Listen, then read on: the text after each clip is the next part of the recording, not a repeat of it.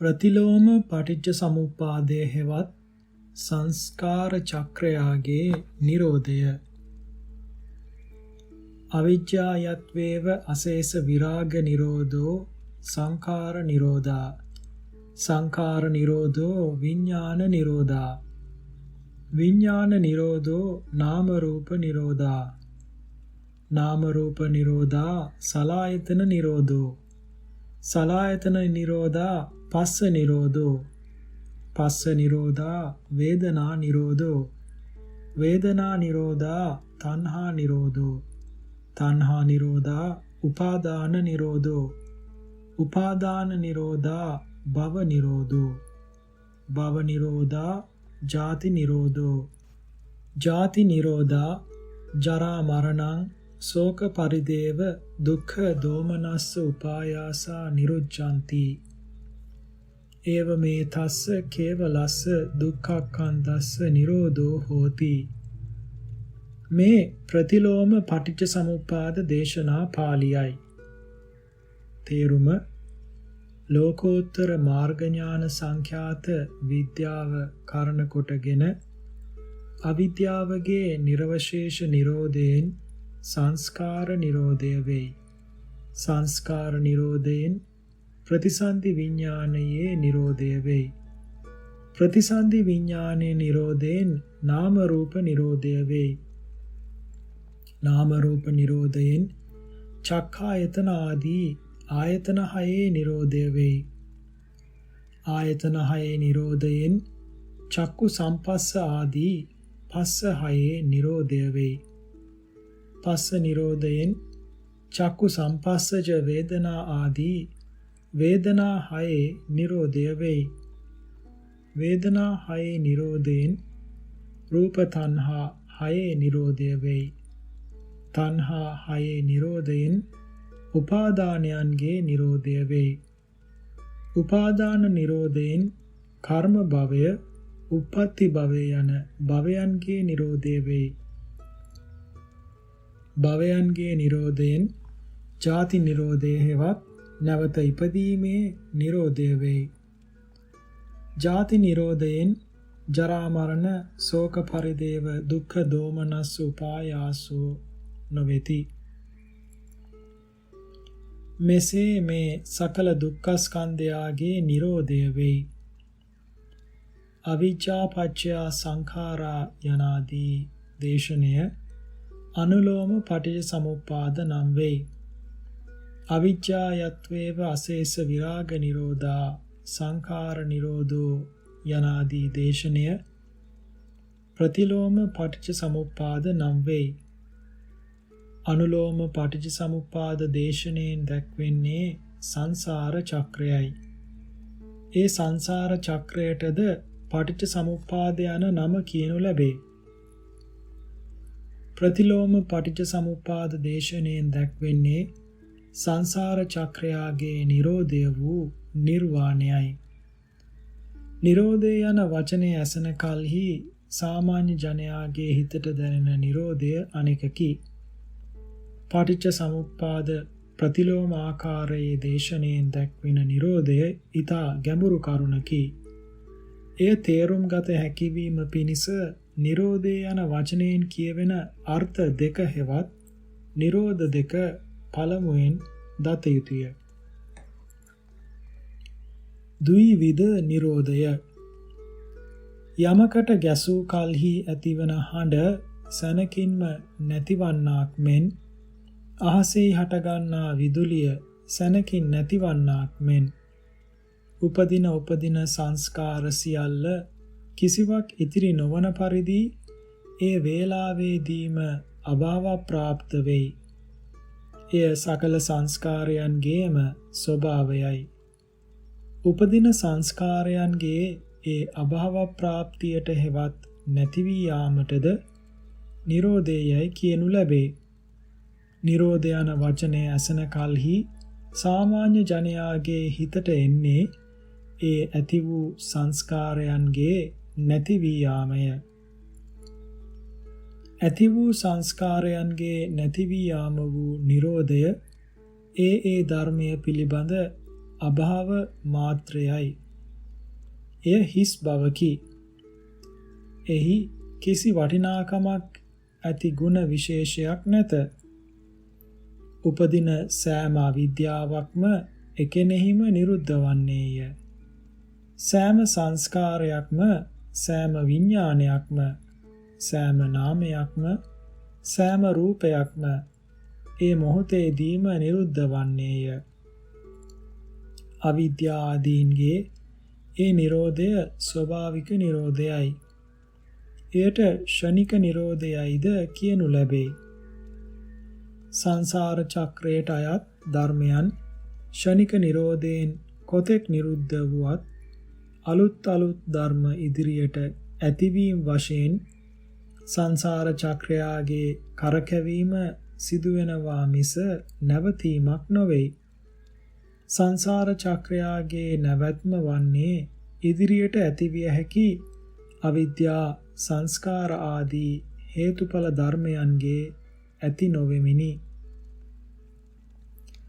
ප්‍රතිලෝම පටිච්ච සමුප්පාද දේශනේහි නිරෝධ යනුවෙන් දැක්වෙන්නේ සත්වයාගේ సంతානෙහි ඇති වූ අවිද්‍යා ආදීන්ගේ ෂණික නිරෝධය නොව එතෙක් ඇති නො වූ මතු ඇතිව හැකිව තිබෙන්නා වූ අවිද්‍යා සංස්කාර ආදීන්ගේ මතු කවර කලකවත් නූපදිනා ස්වභාවයයි. එයට අනුත්පාද නිරෝධයයි කියනු ලැබේ.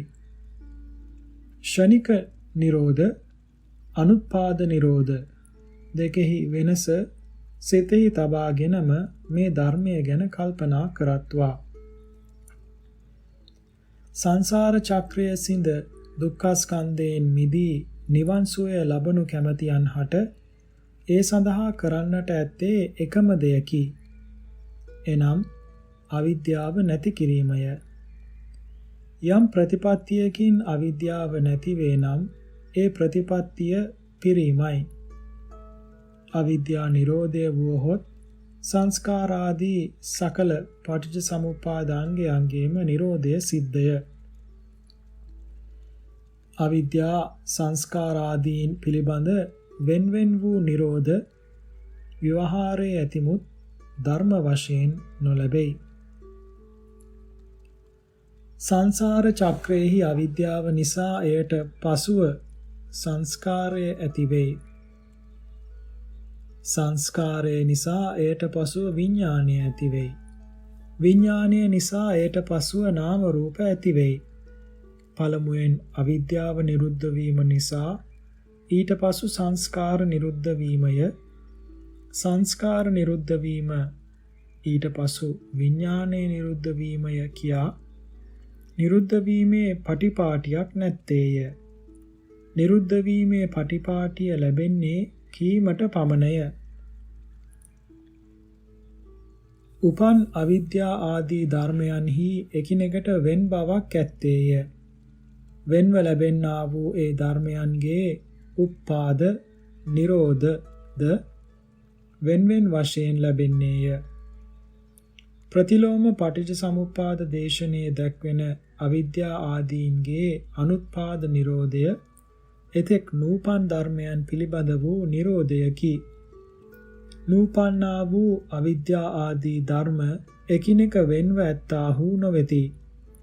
ඒ අවිද්‍යා ආදිය පවා වෙන්වෙන්ව නොලබෙන කලී ඒවා පිළිබඳ එකිනෙක වෙන් වූ නිරෝධ බොහෝ ගණනක් කෙසේ ලැබිය හැකිද?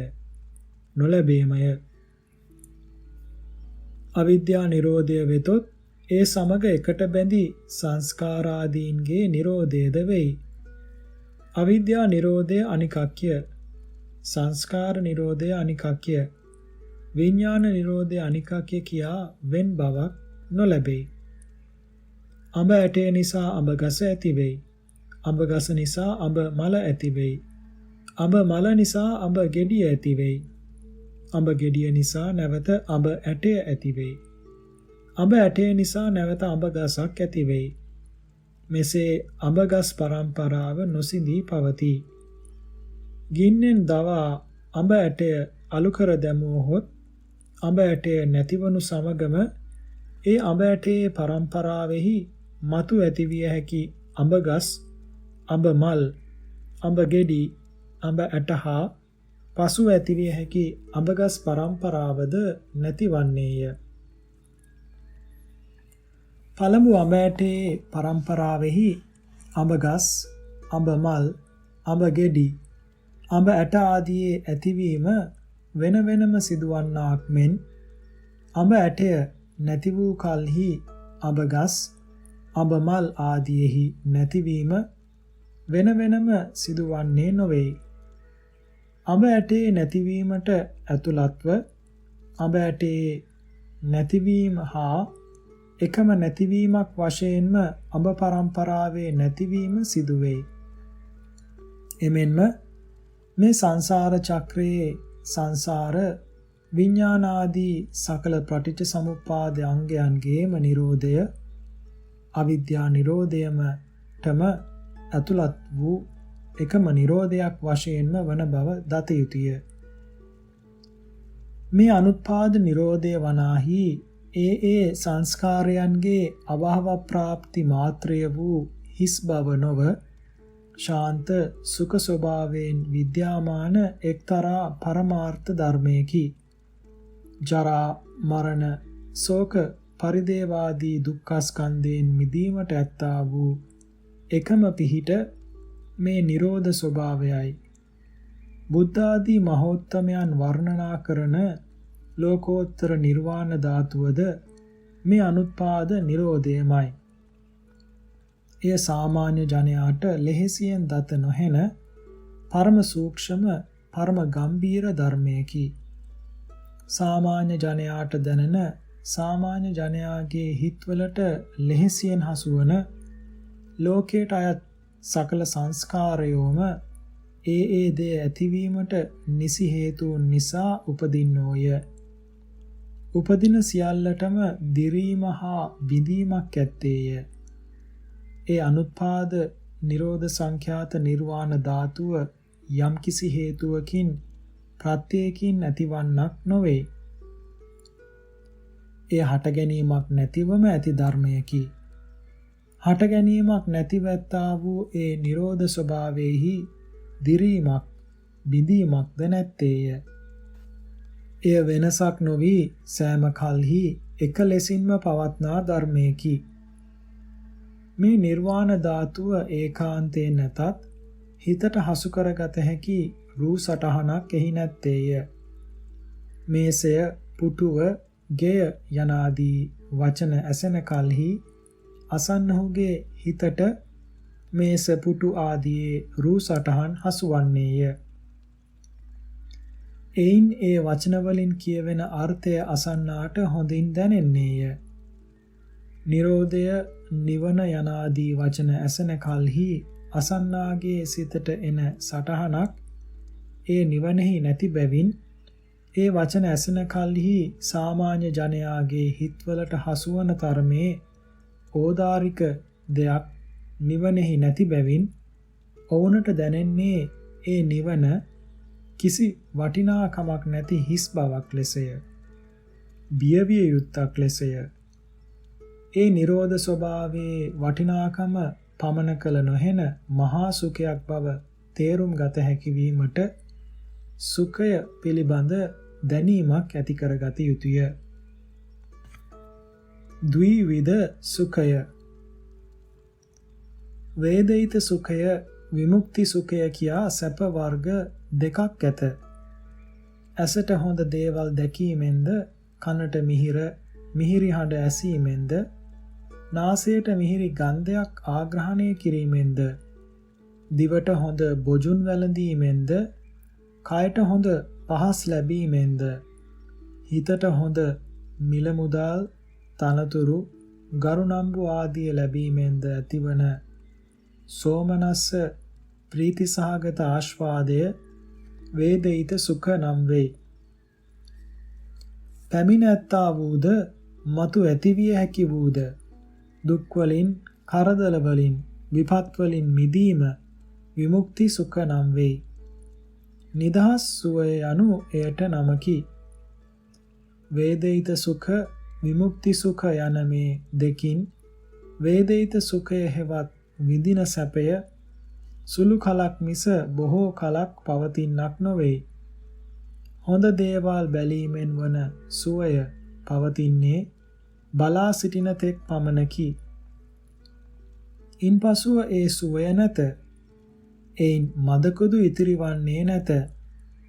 මිහිරි හඬ ඇසීමෙන් වන සුවය පවත්නේ ඒ අසමින් සිටිනා තෙක් පමණකි. සුවඳ ආග්‍රහණය කිරීමේ සුවය පවතින්නේ ආග්‍රහණය කරමින් ඉන්නා තෙක් පමණකි. මිහිරි බොජුන් වැළඳීමේ සුවය පවතින්නේ වළඳමින් ඉන්නා තෙක්ය. කයට හොඳ දේ සැපීමෙන් වන සුවය පවතින්නේ පහස ලබමින් ඉන්නා තෙක්ය. හිතට හොඳ දේ වලින් ලැබෙන සුවය පවතින්නේත් ඒවා සිහි කරමින් ඉන්නා තෙක්ය. ඒ සුව වලින් පසුවට ඉතිරිවන කිසිවක් නැත. නින්දෙහිදී පෙනෙන සිහින බඳු වූ මද වේලාවක් පවත්නා වූ ඒ සැපවල එතරම් වටිනාකමක් උසස් කමක් නැත. හොඳයයි සලකන දේ බැලීම් ආදියෙන් ලබන සුවය නොලබුයේද ඉන් අමාරුවක් නැත.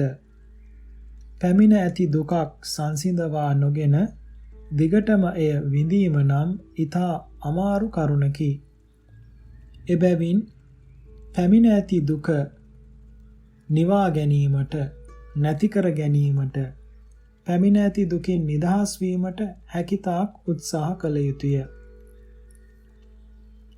දුකින් මිදීමේ සැපය කොතෙක් උත්සාහ කොට වුවද කොතෙක් වියදම් කොට වුවද ලබාගත යුතුයමය.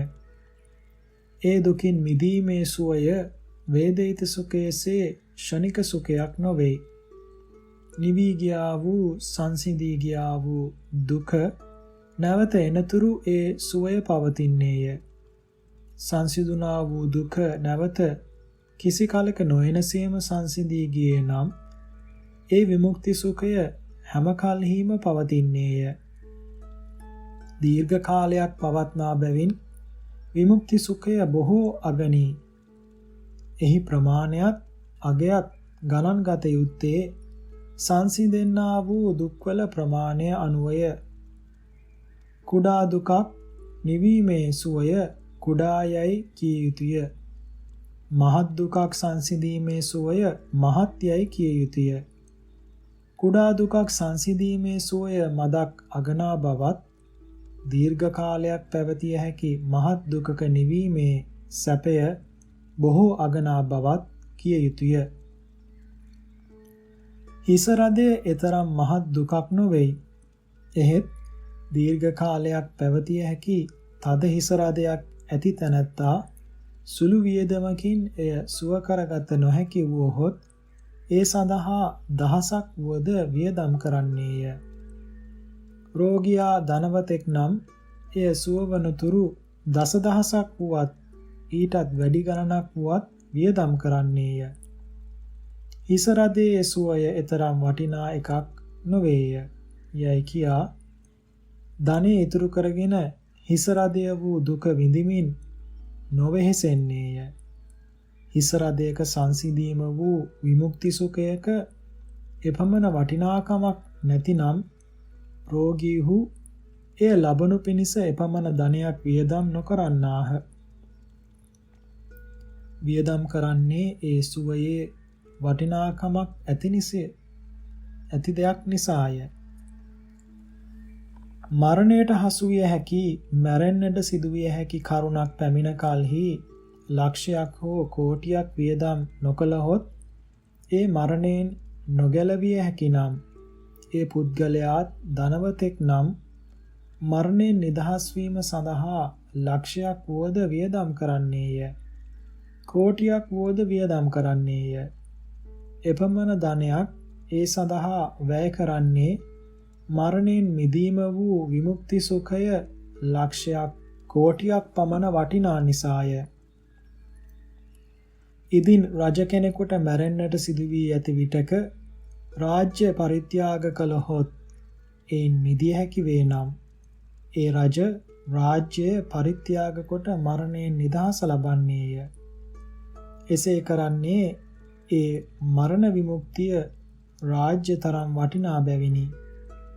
සත්වයා නිවනට නොපැමිණ සසර සැරිසරහොත් ඔහුට අනාගතයේ මරණයට පැමිණෙන්නට සිදුවන වාර ලක්ෂයක්ද නොවේ.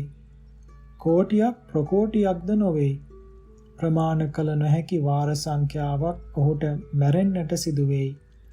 එක භවයකදී ලබන්නට වන එක මරණයකින් తాවකාලික වශයෙන් මිදීමේ සුවයම ලක්ෂයක් වුවද කෝටියක් පමණ වුවද රාජ්‍යයක් පමණ වුවද වටිනා කලෙහි අනාගතයේ පැමිණිය හැකි අප්‍රමාණ මරණයන්ගෙන් නිදහස් වූ ලෝකෝත්තර නිර්වාණ සංඛ්‍යාත මහා විමුක්ති සුඛයේ අගය කෙසේ ප්‍රමාණය කළ හැකි වේද?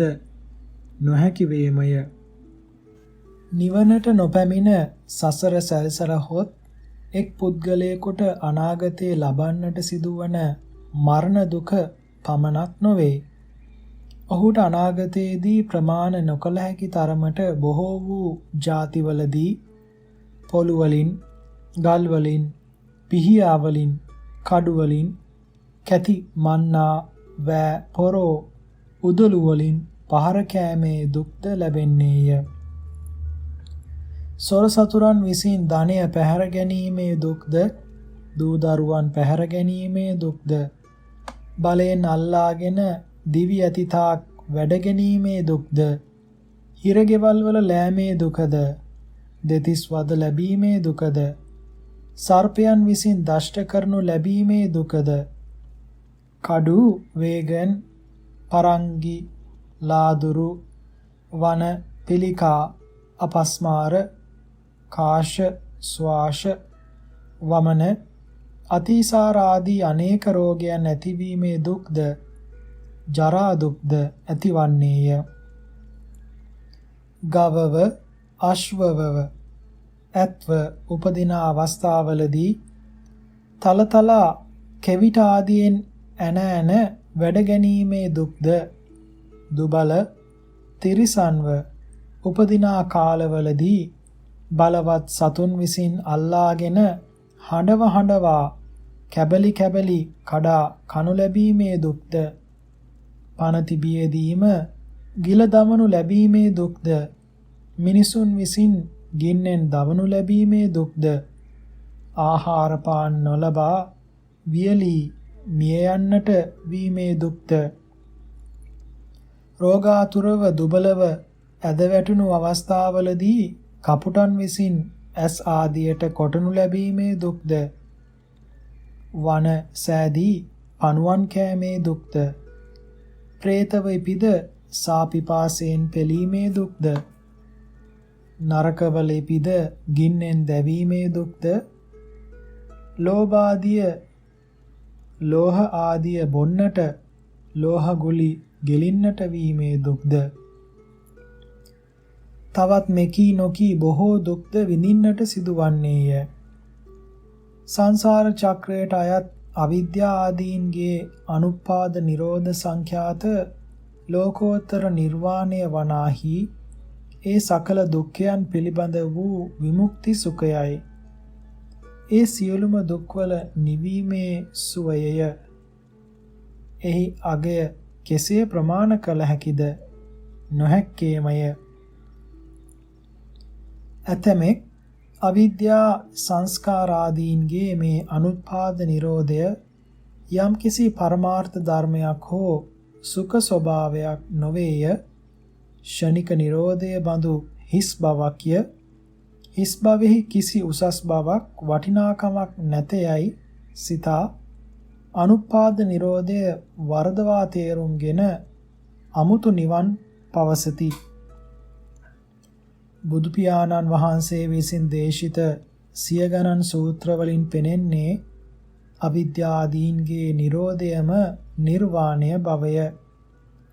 නිදාන වග්ග සංයුක්තයේ දුක්ඛ වග්ගයේ පළමුවන සූත්‍රය දේශනා කිරීමේදී තථාගතයන් වහන්සේ භික්ෂූන්ගෙන් එකින් එක පටිච්ච සමුප්පාද අංගයන්ගේ නිරෝධය විචාරා ඒ භික්ෂූන් විසින් සුදුසු පරිදි පිළිවදන් දුන් කලෙහි සාදු සාදු භික්ඛවේ ඒව මේතං භික්ඛවේ නේතං අඤ්ඤත්තා සද්ධහත මේතං භික්ඛවේ අදිමුච්ඡත නික්ඛංකා එත්ත හෝත නිබ්බිච්චා ඒසේ වන්තෝ දුක්ඛස්ස යනුවෙන් අවිද්‍යාදීන්ගේ නිරෝධය නිර්වාණය වන බව සහතික කොට වදාළසේක.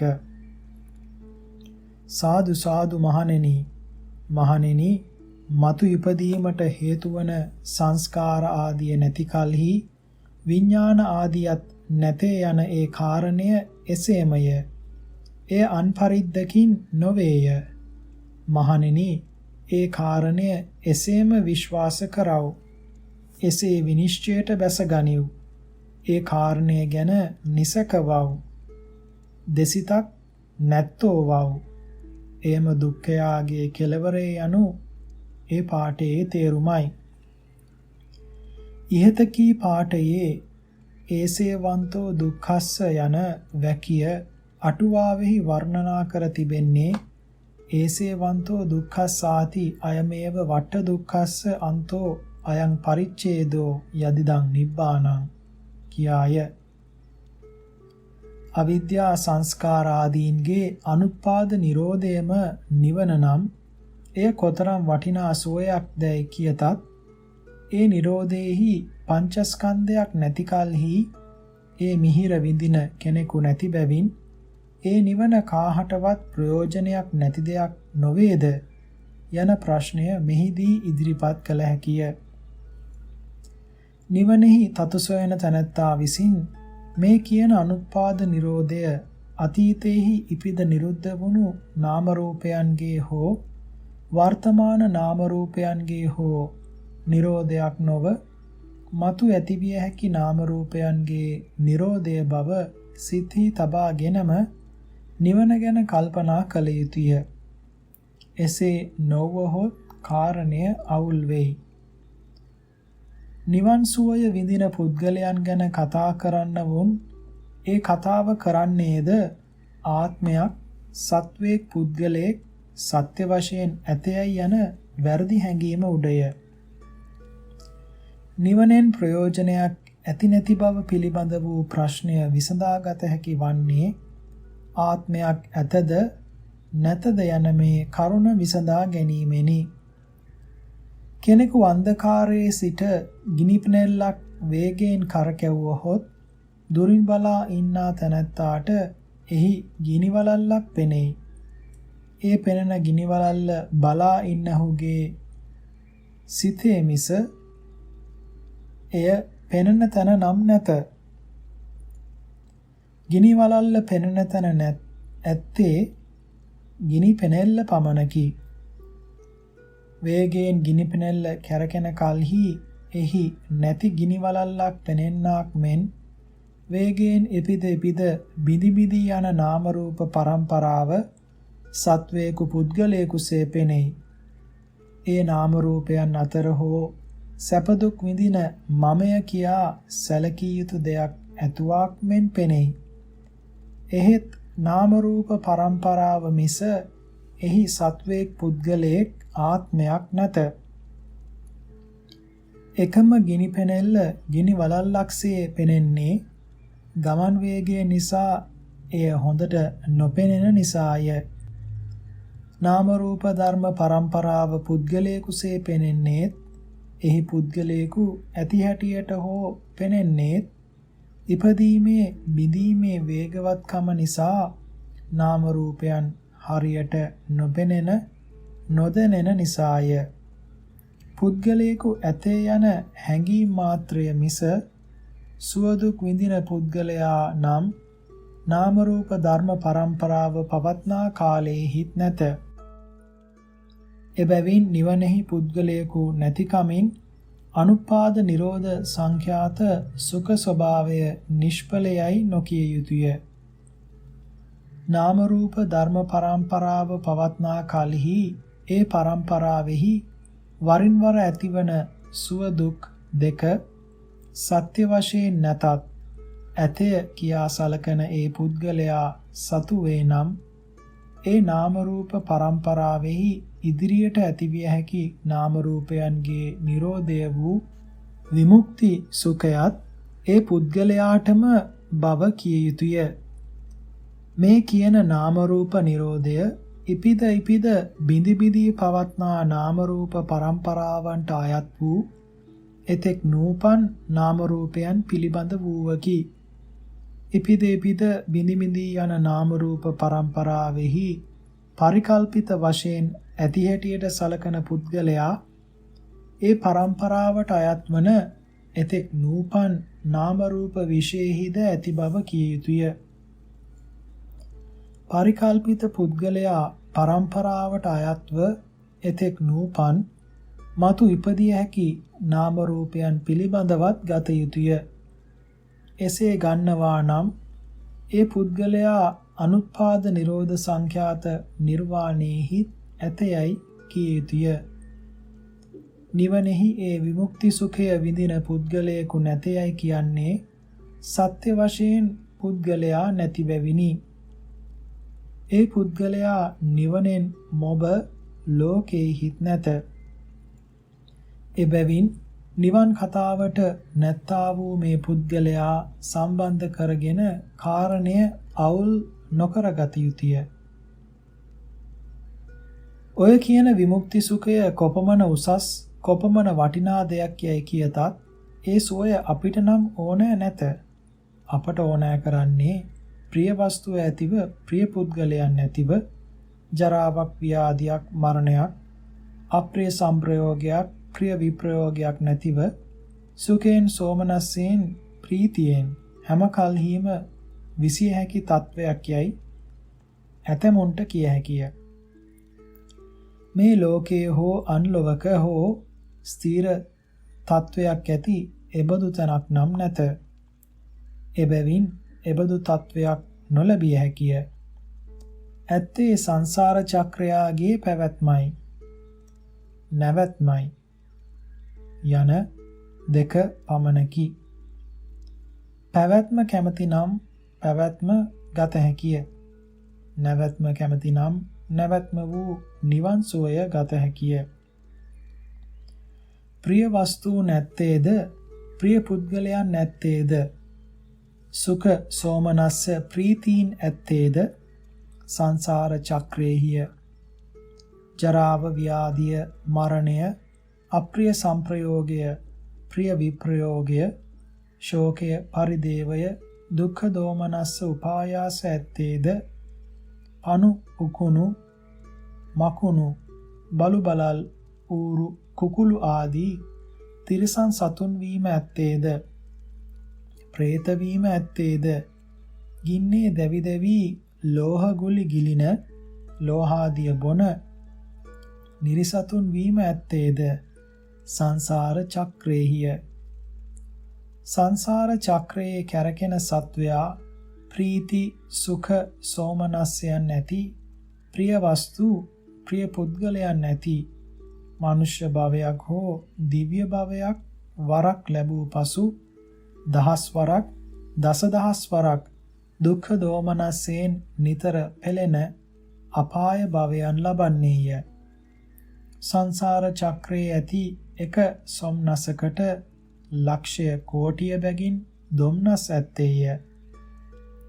නිවනෙහි වනාහි ප්‍රිය වස්තු ප්‍රිය පුද්ගලයෝද නැත. ප්‍රීති සුඛ සෝමනස්යෝද නැත. ජරා ව්‍යාධි මරණ ශෝක පරිදේව දුක්ඛ දෝමනස්යෝද නැත. එහි පැමිණ පසු නැවත අපායට යාමකුත් නැත. එහි ඇත්තේ ශාන්ත ස්වභාවයක් පමණකි. කල්පනා කොට වඩා හොඳ දෙය තෝරා ගන්න. ඇතෙමුකුට විමුක්තිය අප්‍රිය වී සංසාරය ප්‍රිය වන්නේ ඇතෙමුකුට සංසාරය අප්‍රිය වී විමුක්තිය ප්‍රිය වන්නේ ඒ අයගේ අදහස් අනුවය. අවිද්‍යාව සත්වයාගේ සිත කිලිටි කරන බොර කරන අඳුරු කරන චෛතසික ධර්මයකි. එය එක්තරා මානසික රෝගයකි. ඒ රෝගයෙන් දුර්වල වූ අඳුරු වූ සිතට පරම්පරා වශයෙන් එපිද එපිද බිඳිමිදී යන නාම රූපයන්ගේ සැබෑ తත්වය නොපෙනෙයි. නොඑක් විට නාම රූපයන් සත්වයන් හැටියට මිස නාම රූප හැටියටද නොපෙනෙයි. එයින් සත්කාය දිට්ඨිය ඇති වෙයි. නැවත නැවත සක්කාය දිට්ඨිය ඇතිවන කලෙහි එය වැඩි තහවුරු වී දෘෂ්ටි ආත්‍යාශය ඇති වෙයි. එයද එක්තරා මානසික රෝගයකි. සක්කාය දිට්ඨිය සමගම ආත්ම වශයෙන් සලකන පංචස්කන්ධය ලොව ඇති ඊ타ම හොඳ දේ හැටියට ගන්නා වූ තෘෂ්ණාව වූ තණ්හාව හා පංචස්කන්ධයට අයත් වන ඇතිවන සුඛ සෝමනස්යන් හා බාහිර රූපාදියත් හොඳ හැටියට ගන්නා වූ තණ්හාවත් ඇති වෙයි. ඒවා වැඩි තහවුරු වී තණ්හා ආද්‍යාශය ඇති වෙයි. එයද එක්තරා මානසික රෝගයකි. ධර්මය සේවනය නොකරන ධර්මයෙන් ඈත්ව වෙසෙන ජනයා කෙරෙහි අවිද්‍යා තණ්හා දිට්ඨි සංඛ්‍යාත රෝග තුන තදින් පවතින්නේය. බලවත් කැසිල්ලෙන් යුක්ත වන කුෂ්ඨ රෝගයක් ඇතියහුට ගිනි රස්නය ඊතා ප්‍රිය වෙයි. සිසිල අප්‍රිය වෙයි. කුෂ්ඨ රෝගියාට ගිනි රස්නය ප්‍රිය වන්නේ එය හොඳ නිසා නොව රෝගය නිසාය. සිසිල අප්‍රිය වන්නේ එය නරක නිසා නොව කුෂ්ඨ රෝගය නිසාය. ගිනි රස්නය සේවනය කිරීමෙන් කුෂ්ඨ රෝගියාට මතුවට වන්නේ නපුරක්මය. කුෂ්ඨ රෝගියාට අනර්ථ කර වූ ගිනි රස්නය හොඳ වන්නාක් මෙන් සිසිල අප්‍රිය වන්නාක් මෙන් 11 වර්ගයක ගිනි දැල් වලින් වෙලී පවත්නා වූ නොඑක් විට නරකාග්නියට ද හසුවන්නා වූ පංචස්කන්ධ සංඛ්‍යාත දුක්ඛස්කන්ධය කෙලෙස් රෝග ඇතිවුන්ට ප්‍රිය වෙයි. පංචස්කන්ධ සංඛ්‍යාත දුක්ඛස්කන්ධයාගේ නිරෝධය වූ නිවන අප්‍රිය වෙයි. එයට බිය වෙයි. එසේ වන්නේ නිරෝධය නරක නිසා නොව කෙලෙස් රෝගය නිසාය. ධර්මයේ නැමැති බෙහෙත සේවනය කොට කෙලෙස් රෝගය සුව කරගෙන සිත පිරිසිදු කරගෙන වෙසෙන්නා වූ සත්පුරුෂයන්ට වනාහි පංචස්කන්ධය පමණ නපුරක් වශයෙන් බියවිය යුත්තක් වශයෙන් පෙනෙන අනිකක් නැත. නිවන තරමට උසස්ව පෙනෙන අන් සැපයකුත් නැත. නිවනේ තතු වැඩිදුරටත් තේරුම් ගත හැකි වීම පිණිස මෙතෙන් පටන් තථාගතයන් වහන්සේ විසින් නන් අයුරින් නිර්වාණ තත්වය දක්වා ඇති සූත්‍ර කීපයක් දක්වනු ලැබේ.